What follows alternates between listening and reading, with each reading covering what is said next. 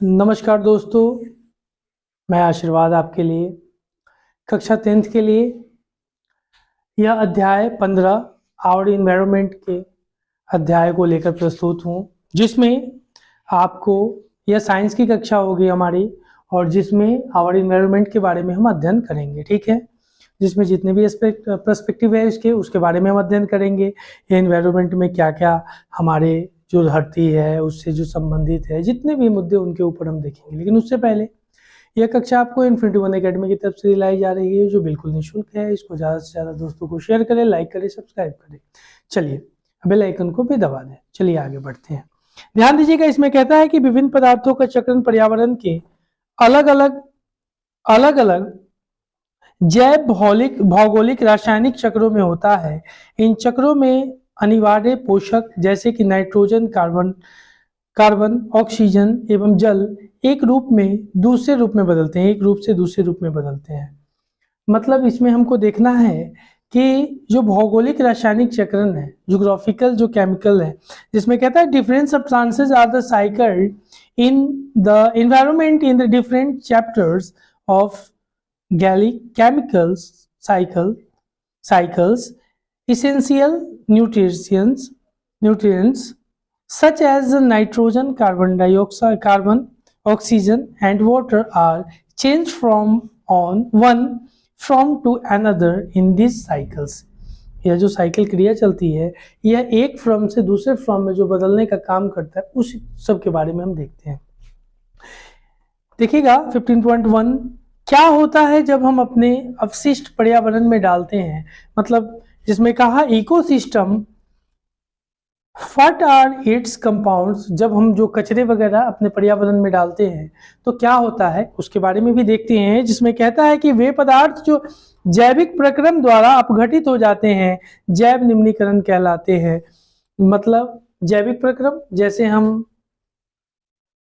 मवेशियों को पालते हैं, मवेशी से जो अवशिष्ट निकलते हैं वह जैव में भी हम मिला देते हैं, जो हमारी जैविक खाद के रूप में काम करती है। उसके बारे में भी हम देखते हैं। फिर हम देखते हैं कि वे पदार्थ जो इस प्रक्रम में अवशिष्ट नहीं होते अजैव निम्नीकरण कहलाते हैं, जो इसमें नहीं मिलते हैं। यह पदार्थ सामान्यतः अक्रिय यानी इनर्ट है तथा लंबे समय तक पर्यावरण में बन रहते हैं अथवा पर्यावरण के अन्य सदस्य को हानि पहुंचाते हैं। जैसे मान लो एक प्लास्टिक लेते हैं, प्लास्टिक होती है।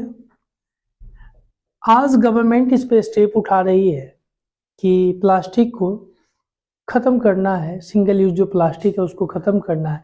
यह जो मिट्टी में जाने के बाद तकरीबन 100 साल तक यह बनी रहती है। और मान लो कि यह मिट्टी का परत है, इस पर यह प्लास्टिक आ गया, तो यहाँ क्या होगा, यहाँ की फर्टाइल जो लैंड होगी उसको काम करने नहीं देगा और उस पर एक परत के ऊपर बढ़ जाएगा। आप देखते हैं कि हमारे जो बुद्धिजीवी माताएं बहनें घर में जो करछुल छोलनी चलाती हैं, खाना पीना बनाती हैं, वो पन्नी में बांध करके जो ग्रीन जितने भी सब्जी वगैरह के कट्टे फटे होते पन्नी में बांध करके या रोटी को बांध करके फेंक देती है डस्टबिन में, जो आते हैं कचरे वाले। अब वो कचरा वाला क्या करता है, ले जाता है या इसी तरह से फेंक देता है, जिसको मवेशी खा लेती है। मवेशी खाने के बाद वो पन्नी साथ निकल जाती है, तो उनका डाइजेशन में जाकर के वह फंस जाता है, आंत में वह फंस जाता है, जिसके कारण से उसकी पाचन क्रिया होती नहीं है, तो जिसके कारण से उसकी मृत्यु भी जल्दी हो जाती है। लगभग यह एक डेटा है जिसमें बहुत सारे मवेशियों को पन्नी की वजह से मरते देखा गया है।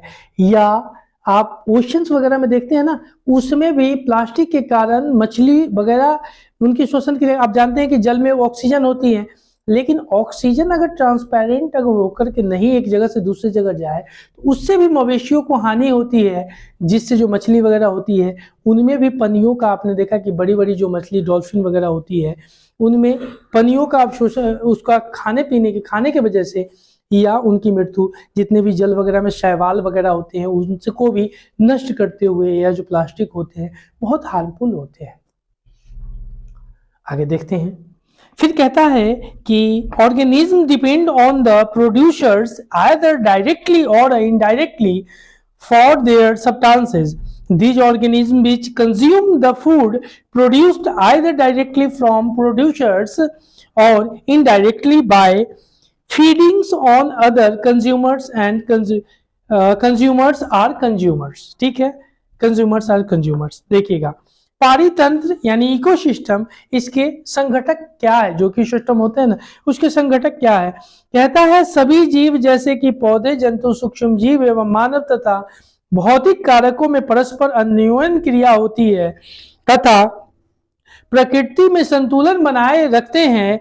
और जैसे आप देखते हैं कि एक प्लांट हुआ, ठीक है, एक प्लांट को खाने का काम किया हिरन, किया हिरन के ऊपर इसको बाघ खाया, फिर इस तरह से करके इसको, फिर यह मरते मरते इस तरह से करके फिर यह क्रिया यहाँ पे आकर के वापस मिलती है और यह मिट्टी में फिर मिल जाती है. जैसे फिर प्लांट वगैरह हुआ या चूजे वगैरह, हम लोग भी तो बहुत चीज़ों को खाते हैं. इसी तरह से कार्निवोरस, हार्निवोरस, ओमनिवोरस हम पढ़ते हैं, मांसाहारी, शाकाहारी और सर्वाहारी. तो यह सब एक साइकिल चलता है. अगर यह साइकिल नहीं चले, मान लो कि हिरन को खाने के लिए शेर नहीं बैठेगा, तो यह चारों तरफ आपको जंगल दिखाई देगा, या चारों तरफ कुछ दिखेगा ही नहीं, एक भी जंगल नहीं दिखेगा. तो यह एक साइकिल चलता है जो सब लोग एक दूसरे पर डिपेंड होकर एक दूसरे को खाने पीने का काम करते हैं. हम फल सब्जियां खाते हैं या हम मांस मछलियां खाते हैं. अब मान लो कि हम मांस मछली खाना ही बंद कर दें, तो इतनी मांस मछली हो जाएगी कि अब उसको खाने वाला भी कोई ना होगा. तो क्या होगा, वह इकोसिस्टम को अनबैलेंस्ड करेगा. और जैसे अनबैलेंस्ड करेगा, फिर एक तरफ का वेट बढ़ जाएगा, दूसरे तरफ का वेट, भारत की न्याय व्यवस्था की तरह कानून की जो तराजू होती है ना, ऐसे झुकी हो जाती है, अंधा पत्ती. तो वही हाल उसका हो जाएगा. इसीलिए उसको बैलेंस करने के लिए, इकोसिस्टम को बैलेंस करने के लिए पृथ्वी पर सब चीजों की जरूरत होती है, क्योंकि वह बैलेंस हो सकते हैं. चलिए, प्राकृतिक में संतुलन बनाए रखते हैं और किसी क्षेत्र के सभी जीव अथवा वातावरण के अजैव कारक संयुक्त रूप से परितंत्र बनाते हैं. अतः एक परितंत्र की अगर हम बात करते हैं, एक परितंत्र में भी सभी जीवों के जैव घटक अथवा अजैव घटक हैं. भौतिक कारक जैसे ताप, वर्षा, वायु, मृदा एवं खनिज इत्यादि अजैव घटक है, जिसमें हम देखते हैं लाइक टेम्परेचर, रैनफॉल, ध्यान दीजिएगा,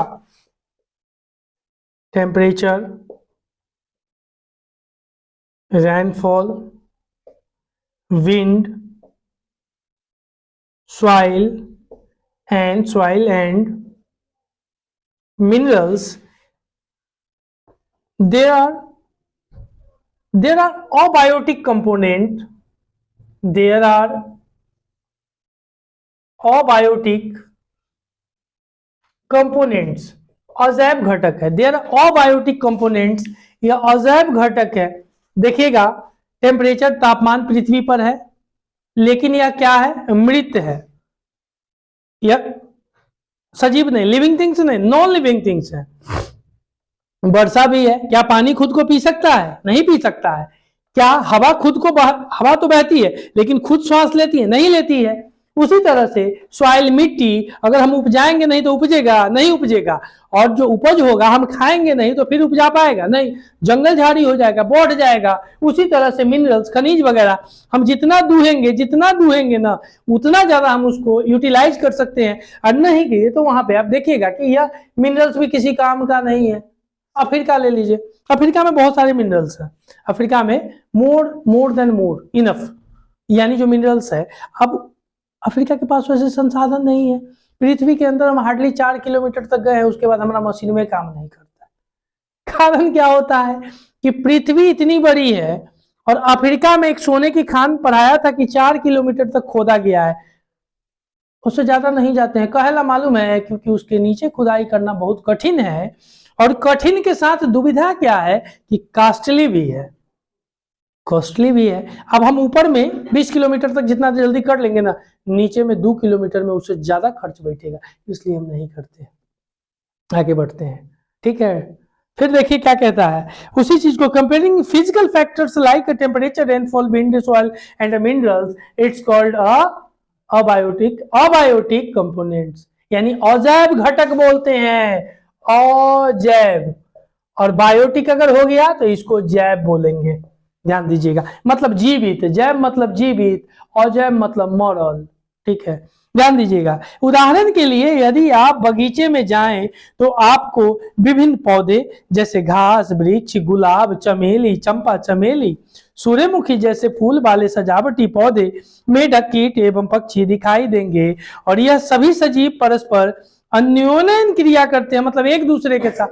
जैसे कीड़े मकोड़े होते हैं, मेढक खा जाता है, मछली होता है, हम खा जाते हैं, तितली जो फूल वगैरह पे बैठ करके रस चूस को, मधुमक्खी वहीं पे बैठ करके, ये क्या है, एक दूसरे के साथ अन्योन्य क्रिया करती है, परस्पर संबंध बना करके क्रियाकलाप परितंत्र में अजैव घटकों द्वारा प्रभावित होते हैं। और अतः एक बगीचा एक परितंत्र है, एक बगीचा एक परितंत्र है, वन, तालाब तथा झील परितंत्र के अन्य प्रकार हैं और ये प्राकृतिक परितंत्र हैं, जबकि बगीचा तथा खेत मानव निर्मित कृत्रिम परितंत्र हैं, जो मानव द्वारा बनाए गए हैं, ह्यूमन मैनमेड कहते हैं, ठीक है, कोई दिक्कत। For example, if you visit a garden you will find different plants such as grasses, trees, flowers bearing plants like rose, jasmine, sunflower, and animals like frogs, insects and birds. All these living organisms interact with each other, and their growth, reproduction, and their activities are affected by the abiotic components of the ecosystem. So garden is an ecosystem. Other types of ecosystem are the forest, grassland, forest, ponds, and lakes. There are natural things जो कि आप देखते हैं, man made things, जैसे pond वगैरह, कुएं वगैरह कौन बनाए, इंसान बनाया अपने सुविधा के लिए, जल निकासी के लिए, पानी पीने के लिए। तो उसी तरह से सब चीज का अपना अपना वैल्यू है। फिर हम देखते हैं 15.2.1 में, यानी आहार श्रृंखला एवं जाल। विभिन्न जैविक स्तरों पर भाग लेने वाले जीवों की यह श्रृंखला आहार श्रृंखला का निर्माण करती है। These three organisms taking parts at various biotic levels from a food chain 15.1, जिसमें कहा आहार श्रृंखला का प्रत्येक चरण अथवा कड़ी एक पोषीय स्तर बनाते हैं, एक न्यूट्रिएंट बनाने का काम करते हैं। फिर कहा स्वपोषी अथवा उत्पादक। प्रथम पोषी स्तर है स्वपोषी, जो अपना खाना खुद, जैसे पौधे प्रकाश संश्लेषण के माध्यम से अपना भोजन बनाते हैं। प्रकाश संश्लेषण जो आने वाली सनलाइट जो होती है ना, फोटोसिंथेसिस जिसको कहते हैं, या न्यूट्रन, उसके अवेलेबिलिटी में अपना भोजन बनाने का काम करते हैं। उन पौधों को कौन खाया, जीव जंतु जानवर खाए, वो किस पे डिपेंड हो गए, उस पे। तो स्वपोषी पौधे हो गए, अपना सूर्योदय हमको भी मिला, हम अपना भोजन बना सकते थे लेकिन नहीं बनाए, तो हम परपोषी हो गए, दूसरे पे जीवित हैं। पौधे हमको देंगे तब तो हम खाएंगे ना, पेट भरेगा, कुआं। आगे देखिए फिर क्या कहता है, फिर कहता है कि स्वपोषी अथवा उत्पादक प्रथम पोषी स्तर है, और तथा सौर ऊर्जा का स्थिरीकरण करके उसे विषम पोषीय अथवा उपभोक्ताओं के लिए उपलब्ध कराते हैं। और शाकाहारी अथवा प्राथमिक उपभोक्ता द्वितीय पोषीय स्तर, छोटे मांसाहारी अथवा द्वितीय उपभोक्ता तीसरे पोषीय स्तर, तथा बड़े मांसाहारी अथवा तृतीय उपभोक्ता चौथे पोषीय स्तर का निर्माण करते हैं। ध्यान, each step or level of the food chains forms a tropics level। फिर कहा tropic level, the autotrophs or the produce at the first tropics level, they fix up the solar energy and make it available for heterotrophs or the consumers. The herbivores or the primary consumers come at the second, small carnivores or the secondary consumers at the third, and larger carnivores or the terrestrial consumers from the fourth tropics level। Figure इतना, मतलब इसमें क्या कहा, ध्यान दीजिएगा, हमने कहा इसमें autotrophs,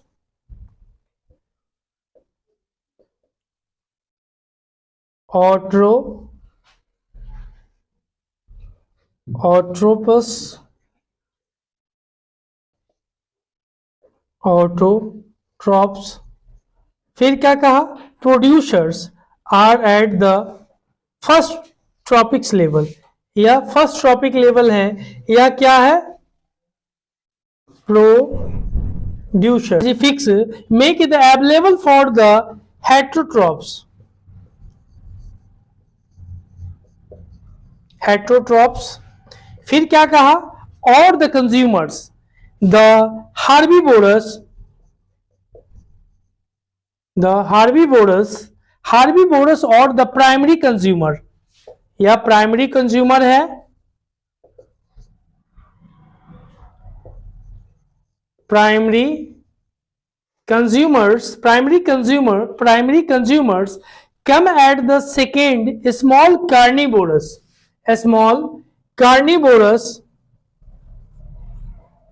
carnivorous or the secondary consumers at the third larger carnivorous or the terrestrial consumers for the trophic level. यह सारे आपने देखा, ऑटोट्रॉप्स आपने देखा, हेर्बिवोरस देखा, ओमनीवोरस, कार्निवोरस, ये सारे क्या है, यह वह संचरण करते हैं कंज्यूम एक साथ, या आपस में संबंध बना करके, रिलेशन करके, ये एक दूसरे पर डिपेंड करते हैं और एक दूसरे के लिए खाना बनाने।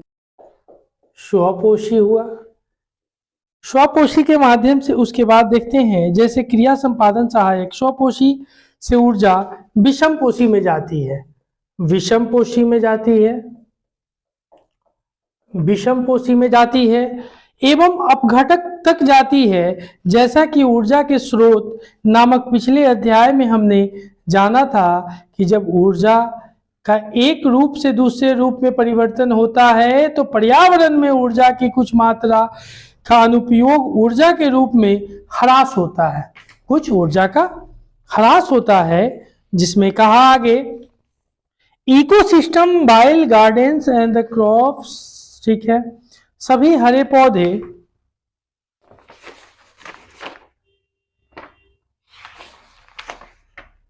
हाँ आगे कहा, सभी हरे पौधे एवं नील हरित शैवाल जिनमें प्रकाश संश्लेषण की क्षमता होती है इसी वर्ग में आते हैं तथा उत्पादक करते हैं, प्रोड्यूसर करते हैं स्वपोषी वाले में, ठीक है, जितने भी हरे पादप होते हैं सब में।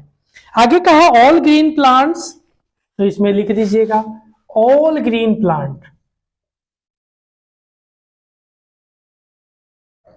all green plants and certain bacteria which can produce food by photosynthesis or yeah photosynthesis came under this category and are called the producer, ठीक है, ध्यान दीजिएगा, ये जीव तो उत्पादक द्वारा उत्पादित भोजन पर प्रत्यक्ष अथवा परोक्ष रूप से निर्भर करते हैं, उसके बाद उपभोक्ता कहलाते हैं, यानी उपभोक्ता कहलाते हैं, जिसको प्रोड्यूसर बोलते हैं, इनको प्रोड्यूसर भी बोलते हैं, उपभोक्ता को, हाँ उपभोक्ता कहलाते हैं। उपभोक्ता को मुख्यतः शाकाहारी, मांसाहारी तथा सर्वाहारी एवं परजीवी में बांटा जाता है। जो उपभोक्ता होते हैं उनको शाकाहारी, मांसाहारी, सर्वाहारी एवं परजीवी में बांटा जाता है, या 4 कैटेगरी में बांटा जाता है, जिसमें कहा देखिएगा, these organisms which consume the food producers either directly from producers or the indirectly by the feeding on other consumers are the consumers can be classed variously as herbivore, इसको हार्बीवोरस, इसको carnivorous जैसे शेर वगैरह, omnivorous सर्वाहारी, omnivorous, and इसको बोलते हैं parasites, मतलब यह भी दूसरे पर, जैसे अमर बेल वगैरह देखते हो, दूसरे पेड़ पर से पतली पतली पीली पीली जो होती है उसी को अमरबेल बोलते हैं। अमरबेल की लत्ती जिसको जाती है उसकी सारी ऊर्जा को सोख लेती है और उसे सुखाने का काम करती है। ठीक है, उसके बाद जीवाणु, कवक जैसे सूक्ष्म जीव मृतजीवी अवशेषों को अपमार्जक करते हैं। ठीक है, सूक्ष्म जीव अपमार्जक है क्योंकि ये जटिल कार्बनिक पदार्थों को सरल अकार्बनिक पदार्थों में बदल देते हैं और जो मिट्टी में चले जाते हैं तथा पौधों द्वारा पुनः उपयोग में लाए जाते हैं। ठीक है, जीवाणु और कवक जिसको माइक्रो ऑर्गेनिज्म हम कहते हैं, बैक्टीरिया एंड फंगी जिसको कहते हैं। ठीक है, क्लास 8 में इसके बारे में पढ़ना है। चलिएगा, the micro organism comparing bacteria and fungi break down the dead remains and best producers of organisms. These organisms are the decomposers as they break down the complex organism substances into simple or inorganic substances that go into the soil and are used up once more by the plants. हाँ जी, ये सारे अपघटक है, एक दूसरे को अपघटक करके या काम करते हैं। किस तरह से? ये एक दूसरे के लिए खाने पीने के लिए सामग्री बनाते हैं। ठीक है, उसी तरह से आगे देखिएगा। फिर कहा, पर्यावरण के विभिन्न घटकों के बीच ऊर्जा के प्रवाह का विस्तृत अध्ययन किया गया तथा यह पाया गया कि the flow of energy between the various components of the environment has been extensively studies and its has been found that. ठीक है, जिसमें हम देखते हैं एक स्थलीय परितंत्र में हरे पौधे की पत्तियां द्वारा प्राप्त होने वाले और ऊर्जा का लगभग 1% भाग खाद्य पदार्थ में जैसे प्रोड्यूसर होता है। सपोज दैट एक प्रोड्यूसर होता है, मान के चलिए एक प्रोड्यूसर होता है, जैसे इसमें प्रोड्यूसर है जो प्रोड्यूस करता है हरे प्लांट वगैरह जो पेड़ पौधे, ये प्राइमरी कंज्यूमर है, उसके बाद सेकेंडरी कंज्यूमर है और यह टर्शियरी कंज्यूमर है जो लास्ट वाला होता है। इस तरह से इसको बांटा जाता है। इसमें ट्रॉफिक लेवल्स या आप में बनाया गया है। The green plants in the territorial ecosystem capture about 1% of the energy of sunlight that falls on their leaves and convert it into food energy. जब हरे पौधे प्राथमिक उपभोक्ता द्वारा खाए जाते हैं, ऊर्जा की बड़ी मात्रा का पर्यावरण में ऊष्मा के रूप में ह्रास होता है और कुछ मात्रा का उपयोग पाचन विभिन्न जैव कार्यों में वृद्धि एवं जनन में होता है। खाए हुए भोजन की जो खाए जाते हैं खाए हुए भोजन की मात्रा का लगभग 10% ही जैव मात्रा में बदल पाता है तथा अगले स्तर के उपभोक्ता को उपलब्ध करा पाता है। अगर मान लीजिए यह नीचे वाला 1000 हुआ तो यहाँ जाने के बाद यह 100 हो जाता है, यहाँ जाने के बाद यह 10 हो जाता है, यहाँ जाने के बाद यह 1 हो जाता है। इस तरह से वह अपघटक उसको कम करते करते करते 1 पर ले जाके खत्म करता है। ठीक है, ध्यान दीजिएगा। उसी चीज को कहा, when green plants are the eaten by the primary consumers या तो लेवल खुद का है ना, या तो लेवल प्रोड्यूसर है, बनाता है पत्तियों को, तो इसको तो काउंट करते नहीं है। Great energy the last as the heat of the environment some amounts goes into digestions and it doing work and the rest goes towards growth and reproduction. An average of the 10% of the food it turned into its own body and made available for the next level of consumers. Very good. अतः हम कह सकते हैं कि प्रत्येक स्तर पर उपलब्ध कार्बनिक पदार्थों की मात्रा का औसतन 10% उपभोग के अगले स्तर तक पहुंच पाता है। ठीक है, जो अगले लेवल है वह पहुंचने का क्रम जो देखते हैं हम लोग। कहता है there for 10% can be taken as the average value for the amount of organic matter that is present at each step and reaches the next level of consumers। ठीक है, चलिए, क्योंकि उपभोक्ता के अगले स्तर के लिए ऊर्जा की बहुत कम मात्रा उपलब्ध हो पाती है, अतः आहार श्रृंखला सामान्यतः 3 अथवा 4 चरण की होती है और प्रत्येक चरण पर ऊर्जा का ह्रास इतना अधिक होता है कि चौथे पोषी स्तर में के बाद उपयोगी यानी ऊर्जा की मात्रा बहुत कम इसको मिलती है। मिली ना, 1110 1 कितना कम गया। ठीक है,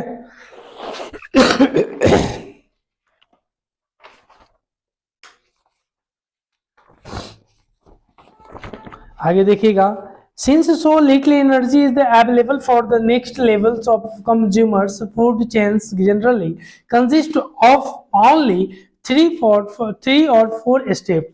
3 और 4 स्टेप, ठीक है, 3 or 4 steps, the loss of energy at each step is so great that a very little usable energy remains after for tropics levels। ठीक है, जिसमें कहा सामान्यतः निचले पोषी स्तर पर जीवों की संख्या अधिक होती है अतः उत्पादक स्तर पर यह संख्या सर्वाधिक होती है। ठीक है, इसमें कहा विभिन्न आहार श्रृंखलाओं की लंबी एवं जटिलता में काफी अंतर होता है और आमतौर पर प्रत्येक जीव 2 अथवा अधिक प्रकार के जीवों द्वारा खाया जाता है और जो स्वयं अनेक प्रकार के जीवों का आहार बनते हैं, अतः एक सीधी आहार श्रृंखला के बजाय जीवों के मध्य आहार संबंध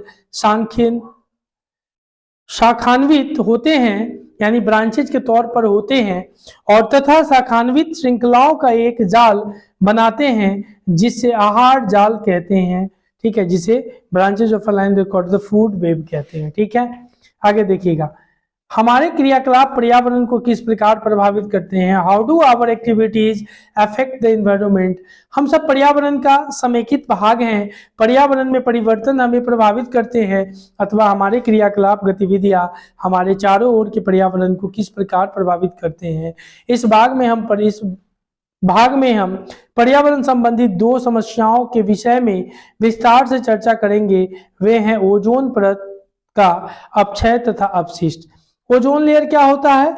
ओजोन लेयर मान के चलो यह ऊपर में होने वाला एक छत्रनुमा है जिसको सूर्य से आने वाली जो किरण होती है, यूवी रेज, अल्ट्रावायलेट किरण जो रेज जो होती है, उसको छान करके पृथ्वी पर भेजने का काम करती है। ठीक है, जिससे जितने भी हार्मफुल गैसेज वगैरह जो होती है, जो रोशनी का प्रकाश वगैरह होती है, वह पृथ्वी पर डायरेक्ट ना आए, जिसके कारण से वह हमारी मदद करती है। ठीक है, आगे देखिएगा, ओजोन परत तथा यह किस प्रकार अपक्षयित होते हैं, यानी ozone layer and how it the gettings creatings depleted.